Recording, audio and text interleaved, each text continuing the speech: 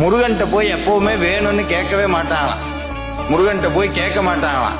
எப்படி பேசுவாங்க? அந்த ஐயா சொல்றாரு, டே என்னடா நீ பாட்டுக்கு சிரிச்சுக்கிட்டு இருக்க, எனக்கு உடம்பு சரியில்லை, நீ பாட்டுக்கு சிரிச்சுக்கிட்டு இருக்க, நான் யாரோ பக்கத்து வீட்டு பையனைத்தான் சொல்றாரு இருக்குன்னு, நாங்க இப்படித்தான் முருகனை பேசுவோம், மறாத நாள் சரியா போயிரும். முருகன் மேல பைத்தியம் முடிச்சா ஒன்னும் தப்பு கிடையாது. முருகன் மேல பைத்தியம் முடிச்சா எப்படி தெரியுங்களா இருக்கும்? வாழ்க்கை சந்தோஷமா இருக்கும். வாழ்க்கை சந்தோஷமா இருக்கும்.